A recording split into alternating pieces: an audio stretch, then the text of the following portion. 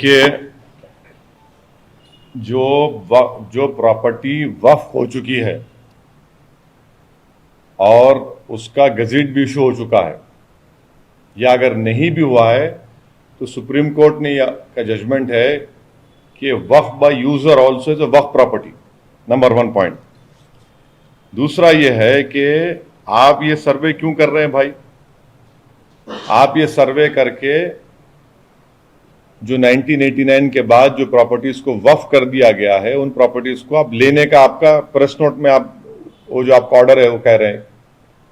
सबसे पहली बात तो ये है कि ये ऑर्डर इलीगल है, इसको यूपी सरकार फौरन विड्रॉ करना चाहिए। और क्यों इलीगल है? अगर वक्फ प्रॉपर्टी वहां पर इस्तेमाल हो रही है, वक्फ है, तो आप कैसा गवर्नमेंट ले सकती है उसको? गवर्नमेंट को चाहिए कि section 83 of central Waqf act पढ़े, आप कोर्ट को जाइए, वक्फ ट्रिब्यूनल को जाइए। नंबर 1, जब प्रॉपर्टी वक्फ हो चुकी है, सरकार लेना चाहती तो वक्फ ट्रिब्यूनल को जाइए आप। दूसरा, आप हाई कोर्ट को जाइए, 226 को इस्तेमाल करिए, सुप्रीम कोर्ट जाइए, 32 इस्तेमाल करिए। कैसे आज आप ये ऑर्डर निकाल रहे हैं? और क्या स्टैच्यू ऑफ लिमिटेशन अप्लाई नहीं होता क्या इसके ऊपर? आप सर्वे करने का मकसद क्या है? वक्फ प्रॉपर्टीज को आप छीनना चाह रहे, ये आपका असल इंटेंशन है, तो इमीडिएटली आप इस ऑर्डर को विड्रॉ करना चाहिए यूपी सरकार को, योगी सरकार को। और आपका इंटेंशन यह है कि वक्फ प्रॉपर्टीज को छीन लिया जाए। आपको इख्तियार ही नहीं है ये करने का, ये गलत काम आप कर रहे हैं। स्टैच्यू ऑफ लिमिटेशन अप्लाई होता। और एक चीज देखिए आप, इसमें जो आप कह रहे हैं कि हम मालूम करेंगे, क्या मालूम करेंगे भाई? आप सिर्फ वक्फ प्रॉपर्टीज को क्यों मालूम कर रहे हैं? आप हिंदू एंडोमेंट बोर्ड के प्रॉपर्टी से उसका भी तो इंक्वायरी करिए ना, सर्वे करिए कि उसमें क्या हाल हो रहा है। आखिर रुकेगा कहां बात? ये मैं शुरू से कह रहा था आपको कि देखिए, ये मदरसा जो सर्वे कर रहे हैं, इसके पीछे इन लोगों की एक हरकत है, इनका एक साजिश है, एक मंसूबा है, वो दिन ब दिन सामने आ रहा है, दिन ब दिन सामने आ रहा है। तो आपको देखना चाहिए ना कि ये वक्फ जो है वो प्राइवेट प्रॉपर्टी नहीं हो सकती, ना वो गवर्नमेंट प्रॉपर्टी होती है वो। तो आप ये क्यों कर रहे हैं? आर्टिकल 300 क्या बोलता है कि guarantees everyone right to property, ये इसका भी वायलेशन यूपी सरकार कर रही है। और अगर कोई इलीगल तरीके से उसको गवर्नमेंट प्रॉपर्टी को वक्फ प्रॉपर्टी रजिस्टर कर लिया है, तो आप कोर्ट में केस लड़ी ना, जाके आप ट्राइब्यूनल में जाइए, आप जो सेक्शन 83 वक्फ एक्ट का उसके तहत ट्राइब्यूनल में जाइए। तो इस तरह से ये पूरी चीजें जो हो रही हैं, ये सिर्फ और सिर्फ एक तो वक्फ प्रॉपर्टीज को यूपी सरकार टारगेट कर रही है, और दूसरा यह कि आप वक्फ प्रॉपर्टीज को छीनना चाह रहे। तीसरा यह है कि आपका सुन्नी वक्फ बोर्ड है, शिया वक्फ बोर्ड है, अगर वक्फ प्रॉपर्टीज पर कोई एनक्रोच करा है तो आप उनसे बुलाकर पूछिए, वो आपको दे देंगे। क्या वक्फ प्रॉपर्टीज पर सरकार का कब्जा नहीं है तो आप खाली करिए उसको।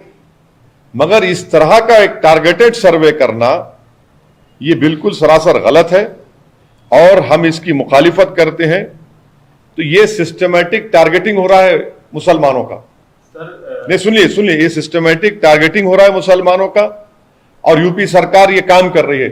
जो लोग बोल रहे थे कि ज्ञानवापी हो, बाबरी मस्जिद हो, ज्ञानवापी हो, जो बड़े बड़े ज्ञानी लोग बोल रहे थे गिव एंड टेक कर लो, अब बताओ, क्लैरिफाई करो। बाप जो बोल रहे थे गिव एंड टेक कर लो, अब आप क्लैरिफाई करो, इस पर क्या बोलेंगे आप?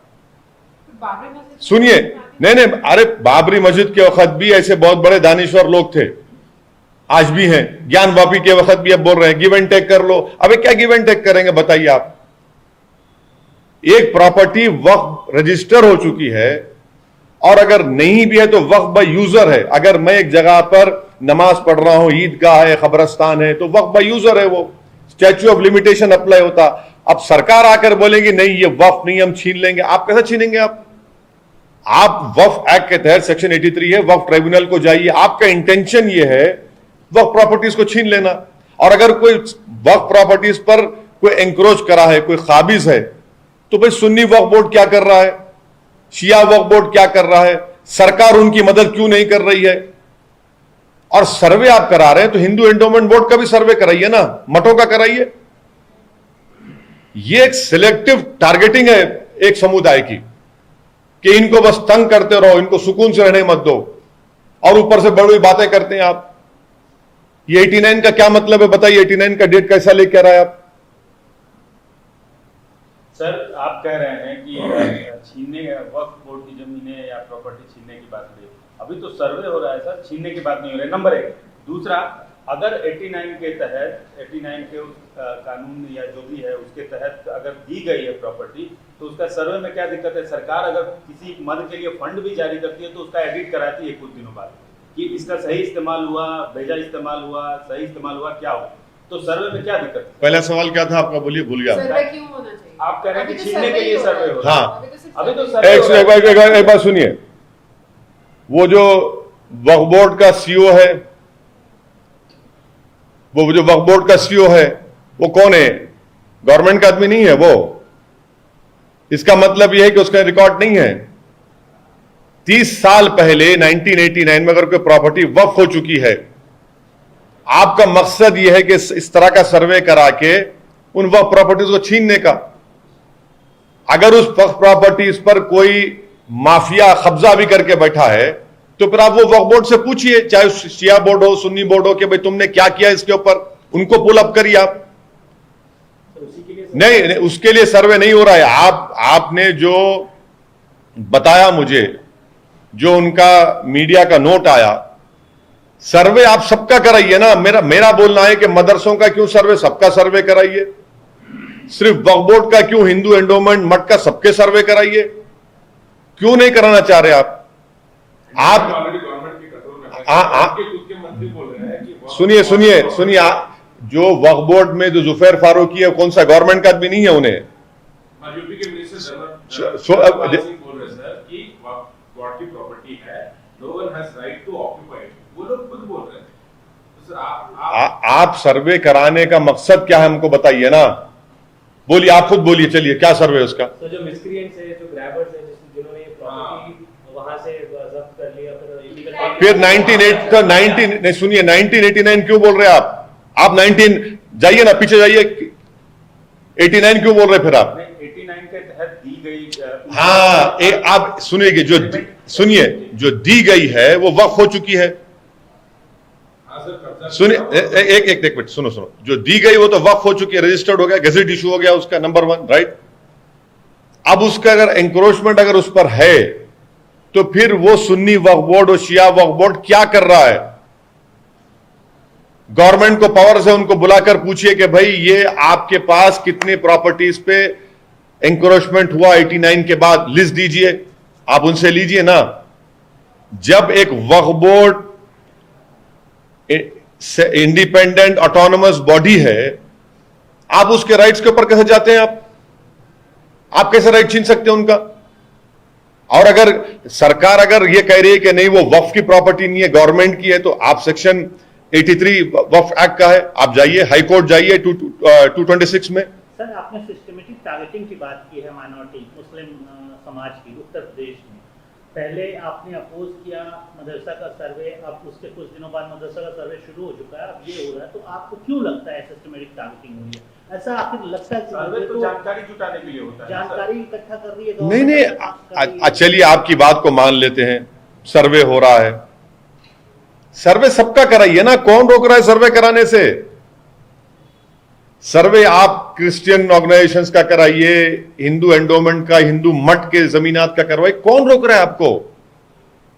और हम आपसे कह रहे हैं कि 89 के बाद जो प्रॉपर्टीज वक्फ में रजिस्टर हो चुकी है, जो जहां पर वक्फ के वाकिफ के मंशे के मुताबिक उसका इस्तेमाल हो रहा है, तो आपका इंटेंशन सरकार का कि वक्फ प्रॉपर्टी छीन ले वक्फ बोर्ड से। आपको लगता है कि इससे और ज्यादा कंट्रोवर्सी शुरू होगी, विवाद होगा? सुनिए, मल्टीपल क्लेम्स आएंगे। मेरा बोलना है कि क्या सुन्नी वक्फ बोर्ड नहीं है, क्या शिया वक्फ बोर्ड नहीं है? आपने उनसे पूछा कि कितने प्रॉपर्टीज पर एंक्रोचमेंट हुआ है? एक सुनो, आपने उनसे क्यों नहीं पूछा? उसमें सुन्नी वक्फ बोर्ड में तो उत्तर प्रदेश सरकार का आदमी बैठा हुआ है, उनसे पूछा आपने? आप ये सर्वे सबका कराइए, आप क्यों नहीं कराना चाह रहे सबका सर्वे? आखिर क्यों तकलीफ हो रही है आपको? उत्तर प्रदेश सरकार को सबका सर्वे कराइए ना, सब हर समुदाय का जो रिलीजियस प्रॉपर्टीज है सबका करवाइए, आप क्यों नहीं करवाते? आपको मालूम हो जाएगा। सर जब वक्फ बोर्ड एलिगेशंस फेस कर रहा था तो वक्फ बोर्ड में कराएंगे ना सर, क्यों एंडोमेंट फेवर डिस्ट्रिब्यूशन इसमें कराते हैं? वक्फ बोर्ड एलिगेशंस कहां फेस कर रहा? कहीं तमिलनाडु में कहां? फेस कर रहा है। देखो सुनिए, आपके टीवी चैनल का एजेंडा हो सकता, वो यूपी का एजेंडा है, नहीं मालूम मेरे को, मगर मैं यहां पे आपको ये बोल रहा हूं कि ये छोटा एनआरसी दोबारा है। ये आप वक्फ प्रॉपर्टी को एक एनिमी प्रॉपर्टी की तरह ट्रीट कर रहे हैं। आप 1995 एक्ट क्लियरली बोल रहा, once a Waqf always a वक्फ। क्या आप सर्वे करा के उसका लीगल स्टेटस चेंज कर सकते हैं? आप बताइए। नहीं कर सकते ना, नहीं कर सकते। अरे तकलीफ क्या था? आप मेरे प्रॉपर्टी का नेचर चेंज नहीं कर सकते। एनआरसी से क्यों कंपेयर? अरे फिर आप ये डेटा जमा कर रहे हैं, आप सब चीजों का, आप मदरसा का डेटा जमा कर लिए, अब आप वक्फ का डेटा जमा कर रहे हैं, आप तो उसी राह पे जा रहे हैं। एनआरसी ये बैकडोर एनआरसी है आपका। ये छोटा एनआरसी है। भी डेप्यूटी सीएम ने खुद कहा है कि मुस्लिम को ये प्रॉपर्टीज नहीं मिले हैं, मोस्टली जो माफिया है उनको ही मिले हैं प्रॉपर्टीज। उसके लिए ये देखिए, माफिया हो ना हो, अगर एंक्रोचमेंट है तो सुन्नी वक्फ बोर्ड, शिया वक्फ बोर्ड क्या कर रहा है?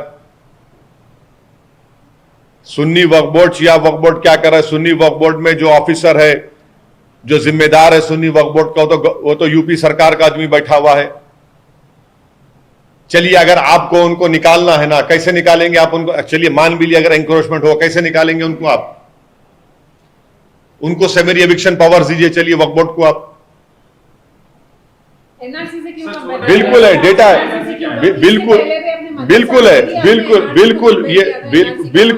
बिल्कुल है, इसमें कोई दो राय नहीं है, बिल्कुल है। ये छोटा एनआरसी है, ये कंटिन्यूइंग है ये, क्योंकि आप वक्फ प्रॉपर्टी को एनिमी प्रॉपर्टी ट्रीट कर रहे हैं। अगर किसी 89 के बाद जो प्रॉपर्टीज रजिस्टर हुए वक्फ प्रॉपर्टी, उसमें एंक्रोचमेंट हुआ या माफिया हुआ है, तो आप वक्फ बोर्ड को सेमेरी एविक्शन पावर दीजिए ना। चलिए, अच्छा सुनिए, समरी एविक्शन पावर दे दीजिए, चलिए, कौन रोक रहा है आपको? दीजिए, चलिए, समरी एविक्शन पावर्स दीजिए। आप क्यों नहीं देते उनको? आप नहीं देना चाह रहे उनको? NRC is a completely different.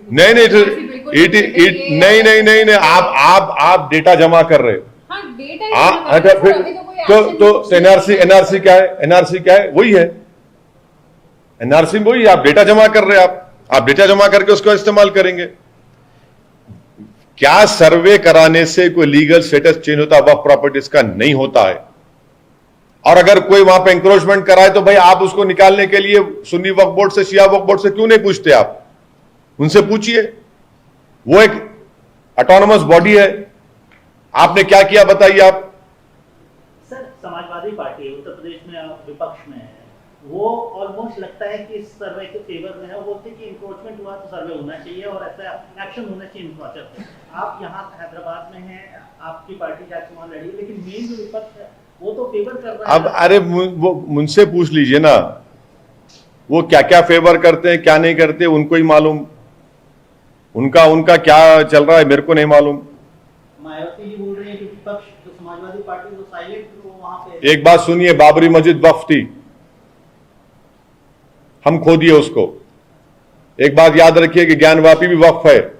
मैं आपसे पहले भी कहा था कि 1942 में वक्फ हुआ था ये, 1880 में उसका खसरा पानी का रिकॉर्ड है, दीन मोहम्मद का केस है, और ज्ञानवापी में जो प्रधानमंत्री ने उसका मॉडर्नाइजेशन, रिनोवेशन किया, उसमें चेंज ऑफ प्रॉपर्टीज हुई है। अगर किसी वक्फ प्रॉपर्टी पर कोई माफिया इंक्रोच करके बैठा है तो सुन्नी वक्फ बोर्ड क्या कर रहा है, शिया वक्फ बोर्ड क्या कर रहा है? क्या उसमें सरकार के आदमी नहीं है? आपने उनको निकालने के लिए क्या किया बताइए? आप बोले सर्वे करें। सर्वे आप एक ही समुदाय का क्यों कर रहे हैं?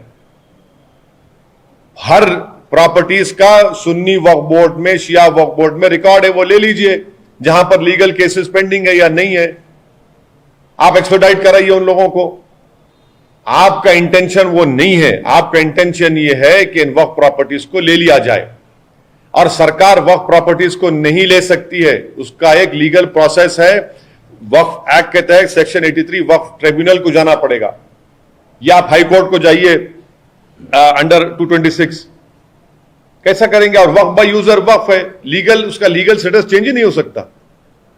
आप सर वक्त सर्वे का विरोध कर रहे हैं, हिसाब पे अभी सुप्रीम कोर्ट में सुनवाई चल रही है, हिसाब पे भी आपका रुख जो है काफी स्ट्रांग है, आप फेवर में है हिसाब के। विश्व के अलग अलग देशों में हिसाब को लेकर काफी प्रोटेस्ट हो रहे हैं, खासतौर पर ईरान में। तो आप तो मेरे को क्या, नहीं नहीं नहीं नहीं, मुझे क्या करना है ईरान से? नहीं, मुझे मैं आपके राष्ट्रवाद को क्वेश्चन कर रहा हूं। आपका राष्ट्रवाद इतना कमजोर क्यों हो गया कि भारत की बच्ची हिजाब पहनना चाह रही, आपको ईरान की बच्ची से मोहब्बत क्यों हो गई? मैं सिटीजन हूं या ईरान की, भारत की सिटीजन है? अरे कैसी मोहब्बत है तुमको? एक तरफ आप है? अरे आपको, आप लोगों को मोहब्बत होनी चाहिए भारत के नागरिकों से, उनके फंडामेंटल राइट से, मगर आपको ईरान की फिक्र है, ईरान की फिक्र है। अम्मा यार, कर्नाटका की बच्ची भारत की नागरिक है, आपको भारत के लोगों से मोहब्बत क्यों नहीं है? ईरानियों से मोहब्बत इतनी क्यों हो गई? पेट्रोल मिल रहा बोल के ईरान से आपको, या चबार पोर्ट हम लोग बना रहे हैं? आपको मोहब्बत होनी चाहिए, आपका राष्ट्रवाद ही होना चाहिए कि भारत के नागरिक को फंडामेंटल राइट्स मिले। आपको हिजाब पहनता है नहीं पहनता, वो भी तो चॉइस है ना, वो भी तो चॉइस है। अब कोई बच्ची भारत की बोल रही है कि मेरा चॉइस है, कॉन्शियस डिसीजन है, एसेंशियल रिलीजियस प्रैक्टिस है, राइट टू प्राइवेसी है, प्रोटेक्शन ऑफ कल्चर है, मैं पहन रही हूं। ये सब ठीक है, इम्पोजिशन नहीं होना चाहिए ना सर। अरे इंपोजिशन कहां है? एक बच्ची पहन रही है तो आप लोग बोल रहे नहीं पहनना। आप कौन होते भाई, आपकी चॉइस मेरे पे जबरदस्ती करने वाले? इंडिया है, ईरान की बात ईरानियों से करो जाके। आपको लग रहा है क्योंकि हम तेल ले रहे हैं क्या वहां से, इससे आपको बहुत बड़ी मोहब्बत हो गई ईरान से? ठीक है सर, पर अभी सुप्रीम कोर्ट में भी तो हियरिंग। हाँ है, हियरिंग है ना, हियरिंग है, उसमें क्या बुरी बात है? हियरिंग हो रही, सुप्रीम कोर्ट के ऑनरेबल जजेस सुन रहे हैं, डबल बेंच पे चल रहा है, हर पक्ष अपनी अपनी बात को रख रहा है, उसमें क्या बात है? अभी बहुत ही इंटरेस्टिंग वाकया हुआ है सुप्रीम कोर्ट में। सुप्रीम कोर्ट ने एक टिप्पणी की है भड़काऊ बयानबाजी से जुड़ी याचिकाओं की सुनवाई के दौरान। एक मिनट लूंगा। Justice KM. जोसेफ ने कहा है कि टीवी भड़काऊ बयानबाजी का प्लेटफॉर्म बन गया है।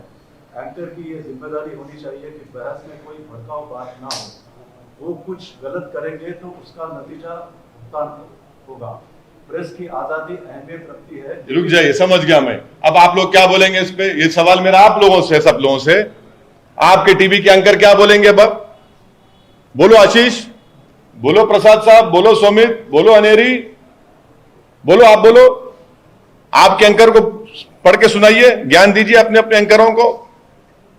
इस तरह भड़काऊ बातें मत करो एंकर में बैठकर एज एंकर, या अगर किसी को पागल को या पागल बेवकूफ को बिठाते हैं तो उसको बोलने मत दो इस तरह से। ये तो एंकरों पर इनको तो बोलते हैं सर भड़काऊ है या नहीं बोलते हैं? अरे वो तो छोड़ दीजिए, वो सबसे ज्यादा नहीं, वो मैं तो सबसे बदनाम मैं हूं, मगर यहां पर टीवी एंकर पर कहा गया है आपको अपने एंकरों को ज्ञान देना पड़ेगा। सोमित, अपने एंकरों को ज्ञान दो। अनेरी, बोलो 9 बजे ऐसा मत करो, थोड़ा ठंडे हो जाओ, बीपी कम करो। ये बोल रहे हैं ना, आप भी बोलिए प्रसाद साहब अपने एंकर को। मेरे से क्यों पूछ रहे हैं आप? आपने सर ट्वीट किया था श्रीनगर के जामा मस्जिद के ऊपर। कश्मीर पुलिस का कहना है कि वो तो कभी बंद नहीं हुई है। हाँ। फिर से कहा है कि नहीं वो बंद रही है। हाँ। क्यों पुलिस बोल रही है कि नहीं उसको बंद नहीं किया गया? नहीं, देखिए जो हमारे सिन्हा साहब ने जो बात कही थी कि मीरवाइज उमर फारूक ना नजरबंद है ना बंद है, वो खुद ही तय करें कि वो करना क्या चाहते हैं। भाई मीरवाइज घर से निकल नहीं रहा है तो ये बात का क्या है? ये जितनी बात इनकी सच्ची है वो बात भी उतनी सच्ची है उनकी। सर हाल ही में आरएसएस चीफ ने एक बैठक बुलाई जिसमें मुस्लिम इंटेलेक्चुअल ने हिस्सा लिया है। कम्युनल हार्मनी इसका एजेंडा बताया गया। अब एक बात सुनिए ना, अगर हम तो नहीं थे उसमें, मगर हम पर ही क्यों शक किया जाता है फिर? अब ये लोग जाकर मिले, इनसे पूछिए क्या बात करके रहे आप? आरएसएस की आइडियोलॉजी सारी दुनिया जानती है और आप जाकर आरएसएस से मिलते हैं तो ये जो मुस्लिम कम्युनिटी में ये लोग जो सो कॉल्ड इलीट तबका है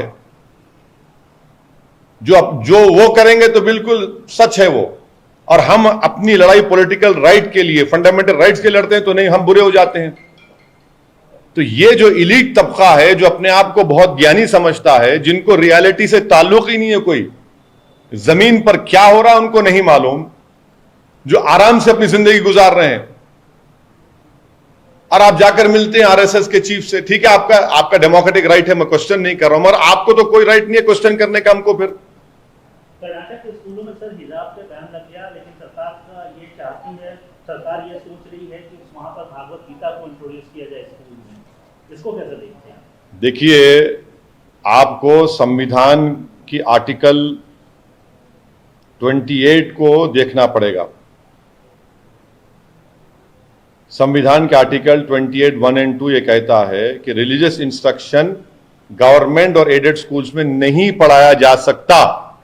ये संविधान का फंडामेंटल राइट का ये बेसिक स्ट्रक्चर का हिस्सा है। आप कैसे पढ़ा सकते हैं? अने ये जो जितने भी संघ परिवार की आइडियोलॉजी रखने वाले जिम्मेदार लोग हैं वो ये कहते हैं कि इस्लाम जो है वो रिलीजियस है और जो कोई भी हिंदुइज्म से ताल्लुक हो वो कल्चरल और मॉरल होता है। अरे भाई, रिलीजियस टेक्स्ट तो सब है ना, गीता भी रिलीजियस टेक्स्ट है, कुरान भी रिलीजियस टेक्स्ट है, बाइबल भी रिलीजियस टेक्स्ट है, गुरु ग्रंथ साहिब भी रिलीजियस टेक्स्ट है। ये कैसे होता है बताइए? और आप ये कह रहे हैं, क्यों कह रहे हैं कि नहीं इसमें हम even during freedom movement people got freedom from Gita. अरे भाई, सन 57 की जंग आजादी तो उलमाओं ने कुरान और सुन्नत के ऊपर फतवा दिया था। ये कैसे होता है कि इस्लाम की बात आएगी तो नहीं ये रिलीजियस है, और दूसरे हिंदुइज्म की बात आएगी तो आप बोलेंगे नहीं कल्चरल मॉरल है। और सबसे बड़ी छोड़ दी हिंदुइज्म, इस्लाम छोड़ दीजिए। आर्टिकल 28 1 और 1 क्या कहता है देख लीजिए। आर्टिकल 28, क्या किसी भी रिलीजियस इंस्ट्रक्शन को गवर्नमेंट या उसके एडेड स्कूल में नहीं पढ़ाया जा सकता? ये साफ है, आप उसका वायलेशन कर रहे हैं खुला खुला। सर, तेलंगाना बीजेपी के चीफ हैं पंडित संजय, उन्होंने सरकार पर आरोप लगाया है कि सरकार एमआईएम की मदद से यहाँ पीएफआई को प्रश्रय दे रही है। अरे छोड़ दीजिए ना, वो बेचारा बकते रहता है कुछ ना कुछ, छोड़ दीजिए बेचारे को। समझ उसको, बेचारा वो बेबहरा हो चुका है, समझ में नहीं आ रहा उसको कि क्या करें, जमीन मिल ही नहीं रही है। बहुत सारी गिरफ्तारियां हुई सर। नहीं, वो सुनिए, गिरफ्तारियां हुई नहीं हुई वो कोर्ट तय करेगा, वो क्या है सच है वो अलग बात है, मगर इसको लाके एमआईएम से जोड़ देना। अरे भाई, तुम्हारे यात्रा में भीड़ नहीं आ रही तो उसका जिम्मेदार मैं थोड़ी हूं। तुम्हारी यात्रा में भीड़ ही नहीं आ रही, तुम पकड़ के ला रहे लोगों को, आ जाओ, ये वो अब उसमें लाके आप उसको टर्न कर दे रहे हैं। तो ये आप करिए, जो करना है करो आपको, मगर तेलंगाना में इंशाल्लाह आपकी जमीन आप नहीं पकड़ पाएंगे। उन्होंने मुख्यमंत्री को चंद्रशेखर रिजवी तो क्या अगर मैं अमित शाह, नरेंद्र मोदी और जेपी नड्डा के बारे में ऐसा ट्विस्ट करके कुछ बोलूं अच्छा लगेगा क्या? अच्छा लगेगा क्या बताइए? नहीं, सुनिए, दिक्कत का नहीं है। अगर मैं आपका नाम चेंज करके लगा दूं, आपका नाम जो है इतना अच्छा प्यारा नाम है आपका माशाल्लाह, उसको चेंज कर दूं, केसीआर का नाम कहां से? नहीं, सुनिए, देखिए, देखिए क्या उनके मुंह में जबान है, दूसरों के मुंह में जबान नहीं है क्या? उनको सोचना चाहिए कि अगर वो एक प्रदेश के मुख्यमंत्री के बारे में इस तरह से घटिया अल्फाज और जबान इस्तेमाल कर रहे हैं तो वो तो उनकी मानसिकता को दिखा रहा है। उनके पास कुछ बचा ही नहीं सिवाय इसके कि गाली, बस वो उनकी मानसिकता होगी।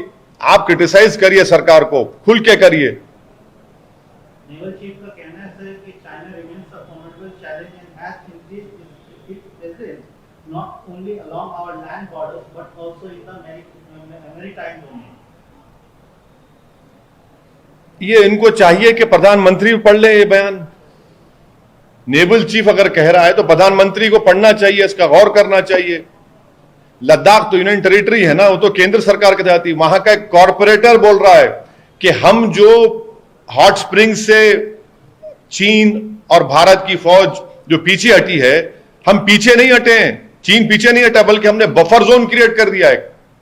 ऐसा बफर जोन क्रिएट किया गया है जहां पर हम जा ही नहीं सकते, जहां पर भारत की फौज पेट्रोलिंग करती थी। हमने जमीन चीन को दे दी बफर जोन के नाम पर। लद्दाख का कॉर्पोरेटर यूनियन टेरिटरी जो केंद्र सरकार के, वो कह रहा है कि हम तो जमीन छोड़ दिए चीन को, पेट्रोलिंग नहीं कर सकते वहां पर हम लोग। हम पुकार कर कह रहे हैं कि देखिए चीन से खतरा हमको, चीन हमारी जमीन पर कब्जा करके बैठा है। चीन उस जमीन पर 10 किलोमीटर घुस गया, हम 5 गांव खो चुके हैं जहां पर हम हमारे नोमैड्स जो है वो ग्रेजिंग करते थे विंटर में, हम वहां नहीं ग्रेजिंग कर सकते। डेमचौक डेमसांग को हम भूल चुके हैं। बिल्कुल, ये तो प्रधानमंत्री की सरकार को बोलना चाहिए चीन के बारे में, बोलते ही नहीं है चीन के बारे में। और कितना ट्रेड इंबैलेंस है चीन से, देखिए हमारी जमीन पर चीन कब्जा करके बैठा हो, ट्रेड इंबैलेंस भी चल रहा है। Okay sir. एससीओ में सर प्रधानमंत्री की विजिट को कैसे देखते हैं? एससीओ आपको फूल लगा प्रधानमंत्री की? अरे जमीन पे कब्जा करके चीन बैठा हुआ है, आप खड़े रह के फोटो ले रहे हो उनसे, बताइए आप। डेमचौक डेमसांग में चीन कब्जा करके बैठा है, हम बफर जोन क्रिएट कर दिए। कैसे बफर जोन क्रिएट किया गया बताइए? जिस जगह पर हम पेट्रोलिंग करते थे वहां पेट्रोलिंग नहीं कर सक रहे हैं, कैसे बफर जोन क्रिएट किया गया? ये मैं नहीं कह रहा हूं, लद्दाख का कॉर्पोरेटर कह रहा है, वो कह रहा है। तो सरकार खामोश बैठी हुई है। बिल्कुल अफसोसनाक बात है, तकलीफ होती है हमको। आप देश को बेवकूफ बना रहे हैं मोदी सरकार। क्या हमारे कान में फूल है, दिख नहीं रहा है सबको? क्या कर रहे हैं मोदी सरकार? कौन सा राष्ट्रवाद है मोदी सरकार का? इस पर तो बात ही नहीं होती। अब आप लोग रात में 9 बजे शुरू हो जाएंगे, ओएसी ने एक वफ की सर्वे। अरे चीन पर बात करिए ना, बुलाइए, बुलाकर पूछिए लोगों को बीजेपी के, भाई ये क्या है? कॉर्पोरेटर लद्दाख का कह रहा है कि हम बफर जोन क्रिएट करने से हम उस जगह पर पेट्रोलिंग नहीं कर पा रहे हैं। अरे हमारी जमीन है भाई। मैं आपको बताया था डिसएंगेजमेंट और दूसरे के माने क्या होते हैं, आप लोग समझ नहीं रहे उस बात को। क्या स्टेटस को एंटी रेस्टोर हुआ? नहीं हुआ। क्या प्रधानमंत्री ने देश को गलत नहीं कहा था कि कहना कोई गुस्सा है? जब गुस्सा है तो ही तो बफर जोन बन गया ना। अभी जिस जगह पर मैं पेट्रोलिंग करता था, जो जगह मेरी थी, देश की थी, आज हम वहां पर पेट्रोलिंग भी नहीं कर पा रहे। इससे बड़ा धोखा क्या हो सकता है देश को, बताइए आप।